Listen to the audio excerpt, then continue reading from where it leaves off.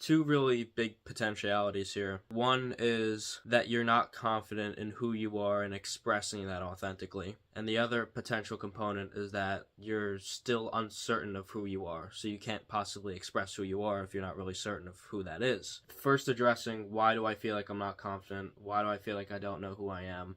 Those are going to be some deep reflection questions that you can kind of do on your own time that'll just kind of start the thinking process of like, what really got me to this place now to even be anxious about these things. What's probably going to come up is a lot of past experiences of, okay, well, this happened during childhood or in my teenage years, this happened, or in the last 5 years, this situation happened that shaped me in this way, or this past relationship made me view the world in this way. So there's going to be a lot of stuff that comes up. And the cool thing about social anxiety is it's an illusion. I'm not even going to sit here and say that you're never going to feel anxious again, because I don't think that would be realistic. I think anxiety is a normal human emotion that we feel. The goal is just to take it from here to here. I used to couldn't open my mouth to somebody that I didn't know, whether it was a girl or just a new person in general, like, get away from me. The first steps are really just initiating small conversations, the kind of small talk of, hey, how are you doing today? And they could just be that. And it's like, I'm just gonna ask someone how they're doing today, and that's it.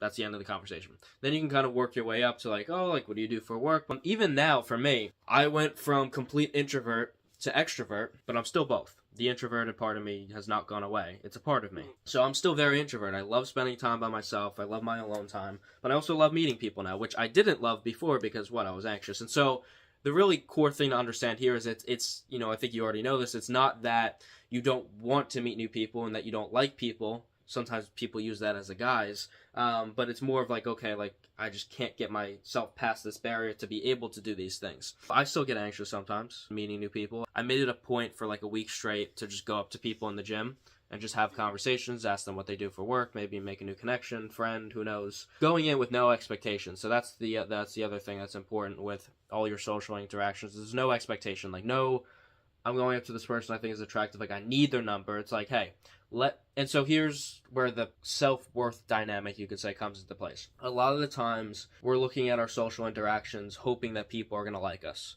hoping we're not going to say anything that's going to mess up the conversation or it's going to make them think that we're weird or something of that nature. And so when you get to know when we start to do this inner work and dive into figuring out who you really are and connecting to that on the deepest level possible, then you can authentically express yourself. And regardless of who you are authentically, people will judge you regardless. I mean, there's people that don't like me simply because of the way I am. And then there's people that love me because of the way I am. So this is the whole dynamic that we're going to play with throughout the rest of our lives as human beings. There's going to be people that love you for who you are. There's going to be people that hate you. There's going to be people in between and all different categories. So, but the cool thing is once you know who you are and you connect to that, when people don't like you for that, it's no longer a hit on your self-worth. It's just like, oh, okay, we just don't connect. Okay, we don't resonate with each other. Okay, there's no potential for a relationship here. Okay, cool. Group social situations and dating. It's no longer, I wonder if they're gonna like me. And it shifts to, I wonder if I'm gonna like them. Because you're no longer feeling like you're in a job interview being qualified for other people, and instead you're qualifying them. And now you're not qualifying them in the sense of like, it's like, oh, like, gotta make sure they're good enough for me. But it's like, you are in a sense. It's like, we're gonna have a conversation. We're gonna let things flow. And we're going to see if we vibe or not. You ask deep questions along the way. And a lot of the advice people give is like, oh, on a first date, it's just like chill. Like, you just go and you bowl or you go watch a movie and then you go your separate ways. And then maybe next date, like, you actually have a conversation. It's like, no, let's dive really deep into it in the first date. Let's ask deep questions. What do you want out of a relationship?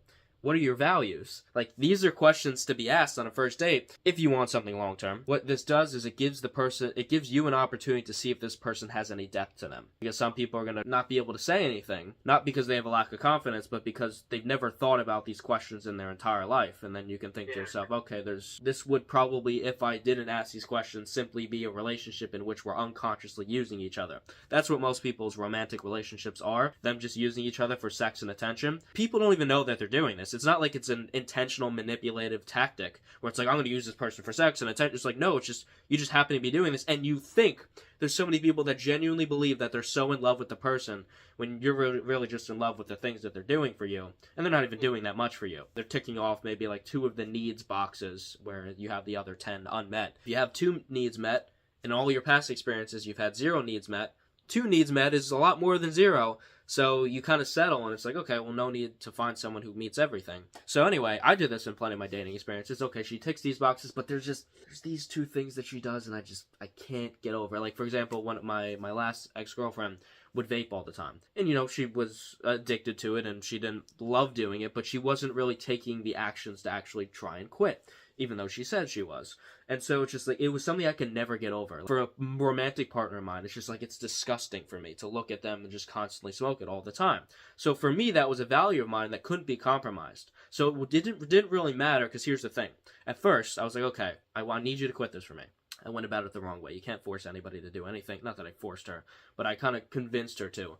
But you can't convince people. You just invite them. If they're not meeting your needs, you invite them to do so. If they can't do it based on an invitation, the relationship is never going to last. Long story short, I said to her, in order for us to be together, like, you have to quit this. Like, I can't be around it. And so she did.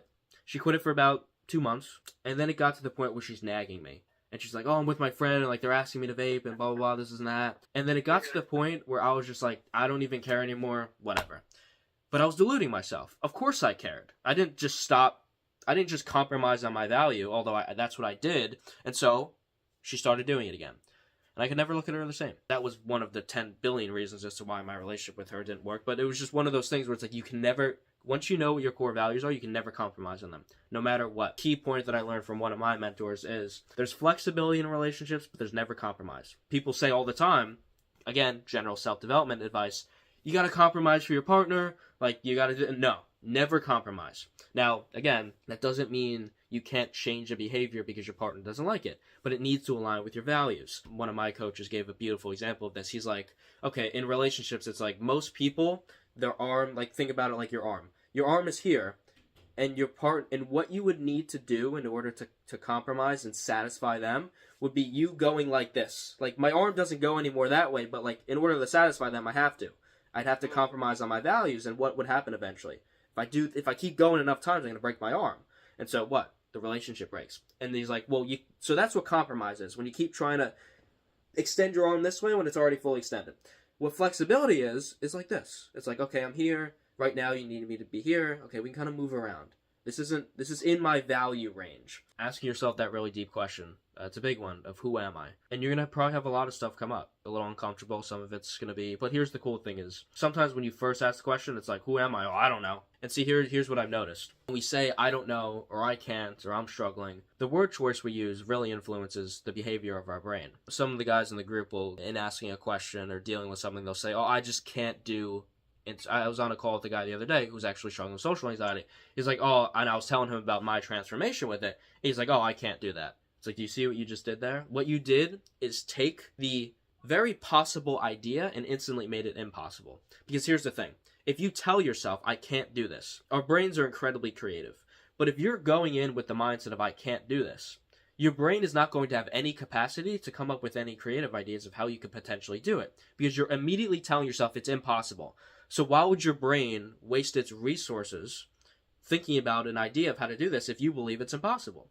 So that's where the simple word choice changes come into place of, it's like, I can do this. The simple change in one word that you use in your thought pattern, like, actually literally changes your reality and your probability to do something or not do it, or to think of a creative idea around it, kind of what I'm explaining. So I think that's a really good place to start. Start to overcome this. Start to finally feel more comfortable being social, knowing who you are when you're doing it, so that stutterness and I don't know what to say is no longer there. So for me now, I'm going to talk about absolutely anything and it's going to go well, right? You just go in with that mindset. It sounds a little bit cocky, but you go in like, well, why wouldn't they like me? Like, I'm a pretty cool person. The cool thing you also realize is that as we do the work more and more is the conversational skill set and topics that you talk about. Everyone's always asking like, oh, what do I talk about with someone that I first meet? Literally anything. It does not matter. I went on a date with this girl probably 10 months ago by now. Anyway, we spent she told me how she was like, she hated bananas or some shit like that. And I spent at least 10 minutes like flirting with her about how she hates bananas. And it was just it was just the most goofiest conversation ever.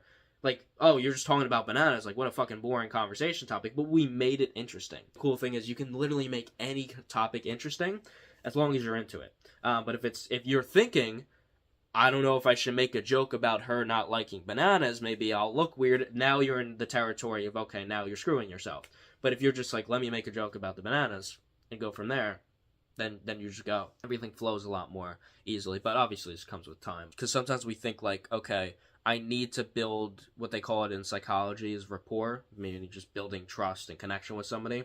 You're like, I need to talk about a topic that they relate to. So if they like cars, then I need to talk about cars, and we got to connect on those. It's like, if you're specifically romantically, if this person deeply cares about you, like, they don't care what you're talking about, they want to listen.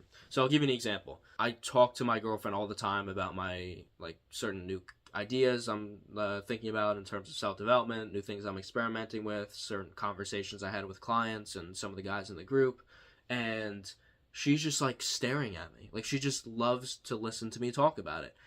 Does she do coaching? No, but I do, and she really cares about me, and so she automatically kind of cares about that too, and just loves when I talk about, like, she expresses it to me too. She's like, I love when you talk about the things that you're passionate about. If you don't have a partner that has the ability to do that authentically, you're not with the right person. And also, I'm not a sports guy. So for example, I don't watch any sports. She watches baseball, and she watches other sports too. But anyway, when I first heard she watched baseball, I think she mentioned on like our first date, and I'm like, I don't know about that. But now it's kind of like, because I care about her so much, I'm actually like slightly interested to get into baseball a little bit. Now I'm not like, oh, I'm gonna go watch baseball all the time, I'm gonna be a huge fan and blah blah blah, not like that. But she's like, oh, I want to go to a baseball game with you. And it's like, I genuinely want to. I think when you're with somebody that you genuinely connect with, it doesn't matter what you're talking about. You connect on everything. Even if you don't connect deeply to that thing that they're passionate about or whatever it is, you can still resonate with it, if that makes sense. And so I think if you find yourself talking about random things and your partner is unsatisfied with that, there's a deeper reflection to be had there of like, do they even care about me? Because it's a very real phenomenon to just start to care about a lot more things because they care about it. I didn't know that until I met somebody that was genuinely right for me. You know, you may look at your past dating experiences and be like, well, it wasn't like that with them. And a part of the reason for that is because maybe you guys weren't fully right for each other. And here's the other thing. Most people aren't right for us. When you start to connect to your values and express yourself authentically and know who you are, a lot of the dating prospects that you had before automatically go out the window.